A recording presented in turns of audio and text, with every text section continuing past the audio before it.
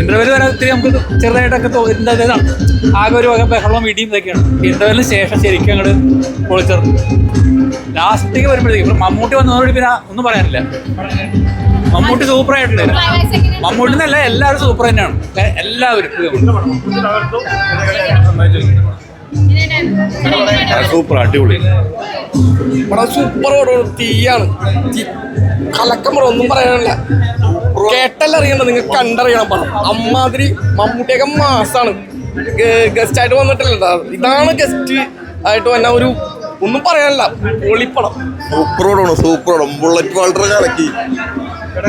Super super പൊളി പൊളി. മമ്മൂക്കാട് intro കൊള്ളാം. നല്ല പടം, കൊള്ളാം.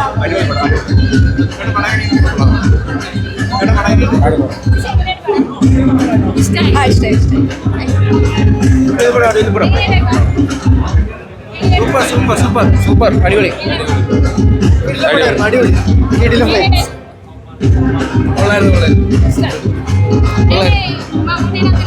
സൂപ്പറായിരുന്നു, എല്ലാം സൂപ്പറായിരുന്നു, അടിപൊളിയായിരുന്നു. പടം കൊള്ളാം. ക്യാമറ കുഴപ്പമില്ല, ലാലേട്ടൻ പൊളിച്ച്. കോമഡി വേണോ ആക്ഷൻ വേണോ ഒന്നുള്ളൂ, കണ്ടോളൂ. സൂപ്പർ. അതിൽ ലാസ്റ്റ് മമ്മൂട്ടിൻ്റെ ഒരു എൻട്രൻസ് 15 മിനിറ്റ് അടിപൊളിയാ മക്കളെ. പിന്നെ റോഷനും അർജു അശോകനും പിന്നെ അതിൽ വേറെ 2-3 ആൾക്കാരുണ്ട്. പിന്നെ ഇത് ചെറിയൊരു കുട്ടി, കാസ്റ്റായിട്ടൊരു കുട്ടി അഭിനയിച്ചിട്ടുണ്ട്.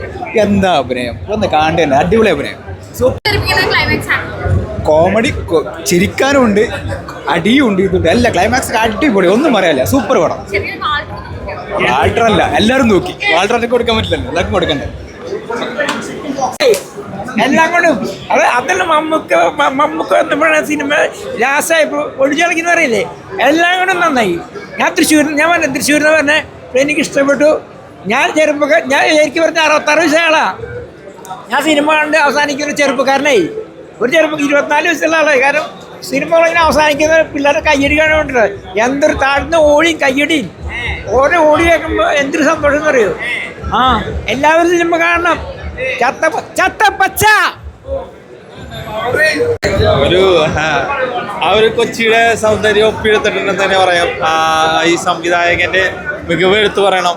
ഭയങ്കരമായ കഥയൊന്നുമല്ല, സിമ്പിളായിട്ടുള്ള കഥ, എല്ലാവർക്കും കണ്ട് ആസ്വദിക്കാൻ പറ്റിയ ഒരു ചിത്രം. എല്ലാത്തരം പ്രേക്ഷകർക്കും കണ്ട് ആസ്വദിക്കാൻ പറ്റിയ ഒരു ചിത്രം തന്നെയാണ്. പിന്നെ എല്ലാവരും, അർജുന അശോകനായാലും അതേപോലെ നമ്മുടെ എല്ലാവരും നല്ല രീതിയിൽ തന്നെ. പ്രത്യേകിച്ച് എടുത്തു പറയേണ്ടത് മമ്മൂക്കയുടെ കഥാപാത്രം, അത് ഈ ചിത്രത്തിൻ്റെ പ്ലസ് പോയിന്റ് തന്നെയാണ്. അപ്പോൾ തുടർച്ചയായ 3-ാം വർഷത്തിലും ജനുവരി മാസം മമ്മൂക്കയുടെ ചിത്രം ഇറങ്ങിയിരിക്കുന്നു. ഇതും ഹിറ്റ് തന്നെ ആവും. അല്ല, ഇതിൽ കോമഡിക്ക് പ്രാധാന്യമുണ്ട്.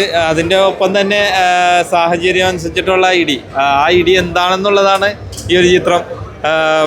നല്ല ഒരു ചിത്രം. WWF ഒക്കെ കണ്ടവർക്ക്, ഞങ്ങളുടെ ചെറുപ്പകാലത്ത് കണ്ടതാണ് WWF. അത് WWE ആയി. നമ്മുടെ അണ്ടർടേക്കർ, ടറ്റാങ്ക, ഹിറ്റ്മാൻ അങ്ങനെയൊക്കെ പറയുന്ന കഥാപാത്രങ്ങൾ, ഹൾക്ക് ഹോഗൻ, അവരുടെയൊക്കെ ഓരോ ഇതുണ്ട്, റോക്ക്, അവരുടെയൊക്കെ ഇതൊക്കെ സ്വാധീനമൊക്കെ ഈ ഒരു ചിത്രത്തിൽ കാണാൻ സാധിക്കും. അവരെയൊക്കെ ഓർമ്മ വന്നു സത്യം പറഞ്ഞാൽ. നല്ലൊരു ചിത്രം.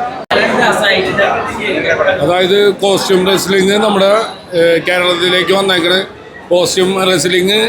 ആദ്യം കോസ്റ്റ്യൂം റെസ്ലിംഗ് സിമ്പിളായിട്ട് ഒരു തമാശ കളിയും കാര്യങ്ങളും. പക്ഷേ ലാസ്റ്റ് ക്ലൈമാക്സിൽ വാൾട്ടറും വന്ന് ഞെട്ടിച്ചേക്കാണ്. ഒരു രക്ഷയില്ല. ലാസ്റ്റ് കാട്ടാ ഗുസ്തിയിലേക്ക് പോയി. ലാസ്റ്റ് റെസ്ലിംഗ് വേറെ ലെവല്. ലാസ്റ്റ് ക്ലൈമാക്സ് കാണേണ്ടതെന്ന് പറഞ്ഞു കഴിഞ്ഞാൽ വാൾട്ടറിൻ്റെ എൻട്രി. അത് ആരാണെന്നും എന്താണെന്നും നിങ്ങൾ തിയേറ്ററിൽ തന്നെ വന്ന് കാണാം.